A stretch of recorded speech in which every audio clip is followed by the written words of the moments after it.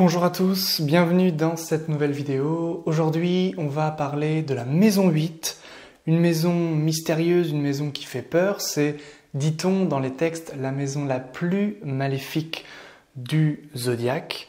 Et on va voir dans cette vidéo de quoi il en retourne. On va déceler le vrai du faux, on va tenter de comprendre ce que nous en disent les textes, que ce soit les textes occidentaux ou les textes au niveau de la tradition de l'Inde. C'est parti! Avant de rentrer dans le vif du sujet, sachez que j'ai ouvert une chaîne sur l'astrologie, on va dire cette fois-ci occidentale, où en fait on va aussi parler d'astrologie indienne, donc si ça vous intéresse, n'hésitez pas à vous abonner. Il y a 3 vidéos pour l'instant sur cette chaîne, et on va tout simplement parler des traités classiques, de ce que nous disent les plus grands astrologues de tous les temps, et j'essaye dans un langage moderne de vous expliquer de quoi parlent ces textes et les grands enseignements des maîtres passés. Donc si ça vous intéresse, n'hésitez pas à cliquer sur le lien dans la description et n'hésitez pas également à rejoindre mes mails et mon canal Telegram pour recevoir du contenu privé et mes meilleurs conseils. Bien, maintenant passons aux choses sérieuses, la maison 8. L'erreur la plus commune, et je ne peux pas vous jeter la pierre si vous faites cette erreur vous-même, c'est d'essayer de comprendre les maisons par axe. Si vous essayez de comprendre les maisons par axe, axe 1,7, axe 2,8, axe 3, 9, etc., eh bien, vous allez faire l'erreur que fait tout le monde, c'est-à-dire en réalité ne pas concevoir l'astrologie comme un tout, mais comme quelque chose de duel. Et Morin de Villefranche nous a bien expliqué que l'astrologie, il faut la concevoir de manière ternaire, c'est-à-dire par triangle. C'est également ce que les hindous ont fait durant leur astrologie, c'est pourquoi il y a 4 buts de la vie pour les Indiens, Artha, Moksha, Kama et Dharma.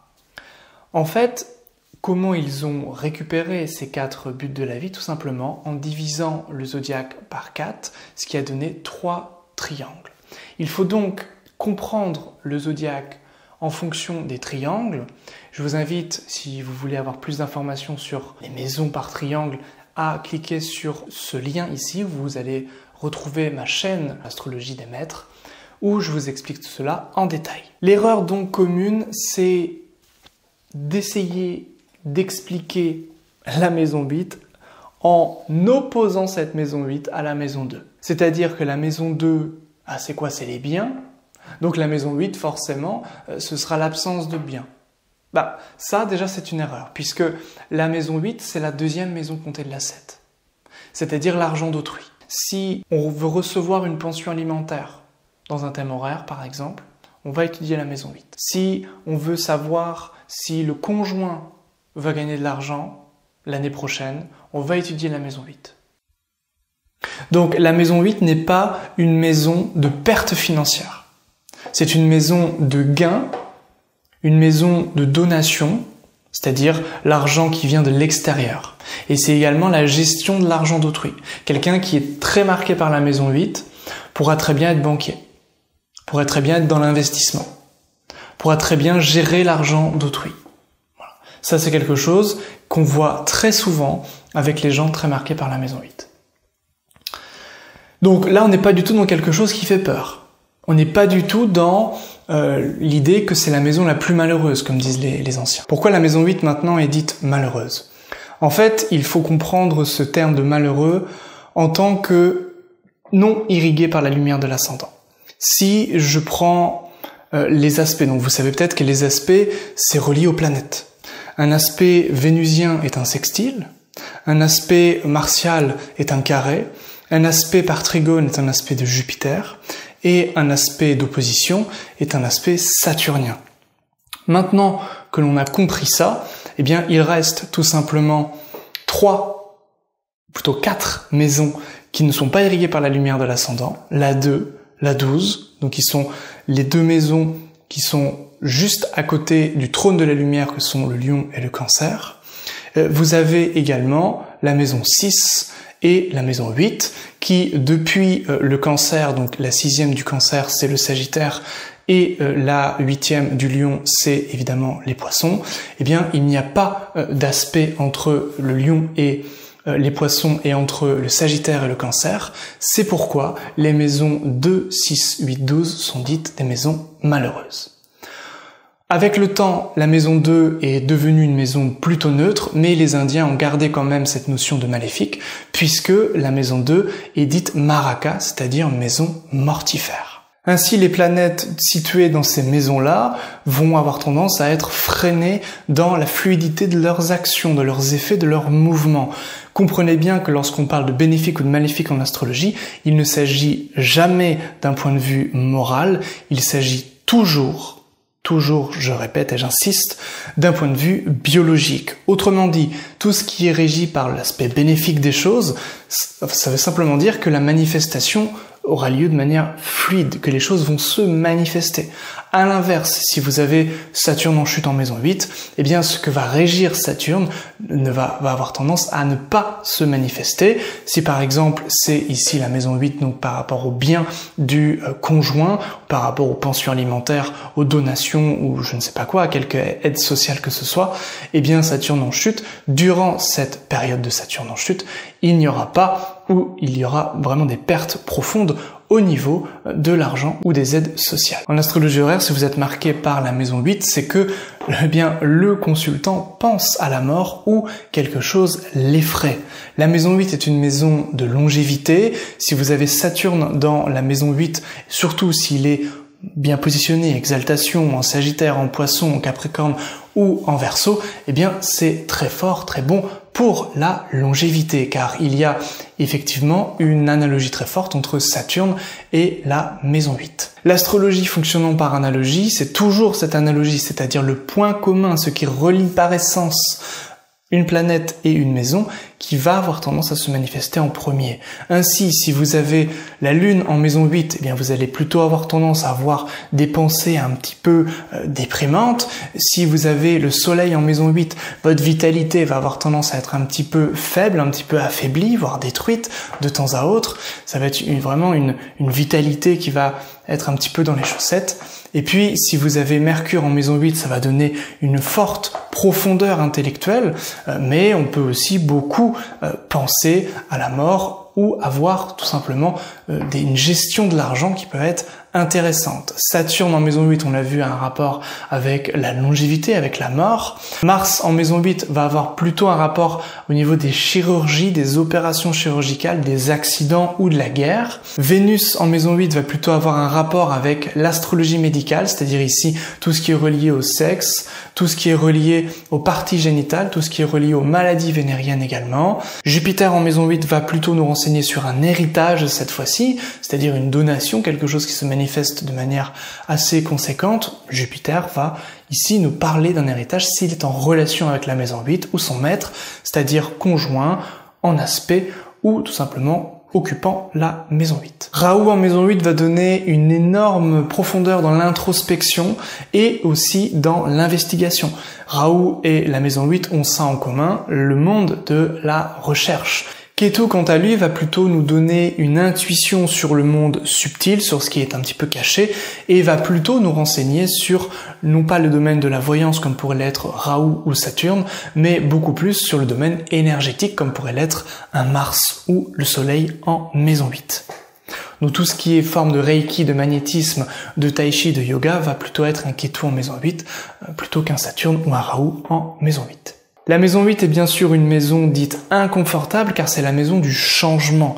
La maison du changement, la maison des crises, évidemment, tout changement indique quelque part une mort et donc une renaissance qui va plutôt être marquée par la maison 9, puisque la maison 9 est la maison de la divination, de l'astrologie, du dieu, comme le disent les textes, les traités, alors que la maison 8 c'est plutôt la maison de la décrépitude, de la mort. Donc c'est une maison de régénération, c'est pourquoi on l'a attribuée à Pluton au cours de l'âge moderne, mais de manière très traditionnelle, eh bien la maison 8 va plutôt être reliée à des changements importants. C'est pourquoi elle est surtout, on va dire, mise en relation avec Mars ou Ketu, Ketu qui est très bien positionné dans le signe du Scorpion puisqu'il est dit en exaltation pour Parashara et tout simplement il est bien positionné pour les autres astrologues qui sont pas forcément toujours d'accord avec Parashara mais qui ont remarqué durant leurs expériences que Ketu était quand même bien placé ici dans le signe du Scorpion, puisqu'il a tout simplement des affinités avec la planète Mars, étant toutes deux des planètes de feu. Ainsi, les planètes bénéfiques auront plutôt tendance à apporter le bon côté de la maison 8 puisque ça va agir par contre-analogie, c'est-à-dire qu'un Jupiter ou un Mercure va plutôt avoir tendance à manifester l'argent relatif à la maison 8, alors que les maléfiques comme Saturne, Mars, Ketu ou Rahu vont plutôt avoir tendance à donner les mauvais effets de la maison 8, à savoir des moments soudains et inattendus, des choses qui peuvent être difficiles, des crises lourdes, des séparations, des interdits, des choses illégales, ou carrément des guerres dans l'astrologie mondiale. Attention aux maladies chroniques qui ne sont pas du tout régies par la maison 8, mais bien par la maison 12, comme nous le disent les textes à la fois occidentaux, mais également les traités classiques hindous.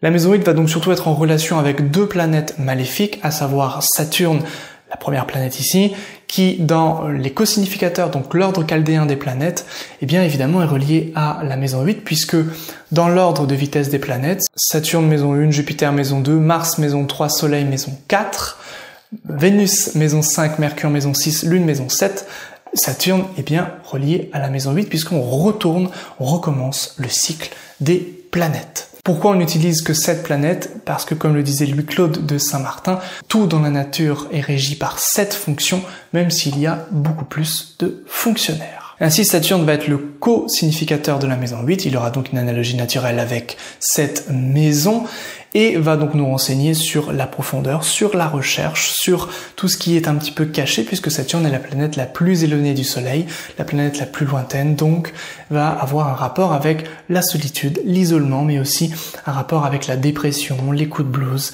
les choses difficiles, les crises, les choses lourdes, tout ce qui va effectivement venir nous donner des traumatismes également, et qui va nous faire comprendre qu'il y a quelque chose d'autre, quelque chose de différent, au-delà de ce monde matériel. La maison 8 n'est pas directement reliée à l'astrologie ou avec les pratiques spirituelles, c'est beaucoup plus la maison 9 qui nous indiquera le talent dans l'astrologie ou le talent dans différentes sciences occultes.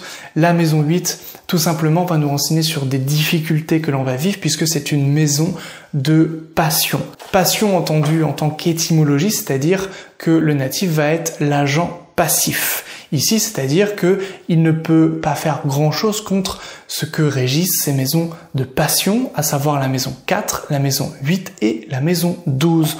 On retrouve bien ici le triangle donc des passions que nous indiquait Morin de Villefranche, mais dans l'astrologie indienne, les maisons 4, 8, 12 sont des maisons dites moksha, à savoir des maisons qui vont effectivement être difficiles pour notre élévation spirituelle, c'est-à-dire qu'on va vivre des difficultés et ces difficultés vont nous permettre d'avoir des prises de conscience et de nous éveiller spirituellement. Les maisons donc moksha sont des maisons dites spirituelles, des maisons qui vont nous aider à nous libérer, mais ce ne sont en aucun cas des maisons qui vont régir notre vocation, qui sont à l'inverse les maisons 1, 5, 9. La maison 1, je vis par moi-même, par ma vocation. La maison 5, à travers mes œuvres, mes créations, mes enfants. Et la maison 9, justement, à travers la symbolique, la philosophie, le divin. Donc, tout ce qui est relié à la vocation, tout ce qui est relié au dharma va être de l'ordre de la maison 1, 5, 9. Tout ce qui va être de la difficulté à l'inverse vont être en rapport avec les maisons 4, 8 et 12. La maison 4 va nous renseigner sur nos héritages, c'est-à-dire nous sommes nés de nos parents, nous avons leurs héritages physiques, génétiques, etc. On ne peut donc rien faire contre ce genre d'héritage. C'est ce que l'on subit, encore une fois, la maison de la passion. La maison 12 va être les tribulations, tout ce que l'on va vivre au cours de l'existence, c'est-à-dire les épreuves de la vie, tandis que la maison 8 va être, au final, le décès des proches et le décès du natif. Voilà pourquoi la maison 8 est reliée directement à la mort. On l'a vu, Saturne est directement co-significateur de la maison 8, parce que également cette maison 8 n'est pas irriguée par la lumière de l'ascendant, et parce que, on l'a vu, c'est une maison de passion. Voilà ce que j'avais à vous dire aujourd'hui pour la maison 8, c'est un petit rappel pour reprendre les vidéos tranquillement. N'hésitez pas à vous abonner, à liker, à partager la vidéo et à commenter si vous avez des questions. Je répondrai aux questions dans de prochaines vidéos. Ça m'aide beaucoup. J'ai pour objectif d'atteindre 3000 abonnés avant la fin de l'année. N'hésitez pas donc à me soutenir, à m'aider et à cliquer sur les liens en description pour recevoir du contenu supplémentaire, privé, beaucoup plus qualitatif sur l'astrologie pour vous-même apprendre à vous former. Belle étude à tous et à très vite pour une prochaine vidéo. Ciao!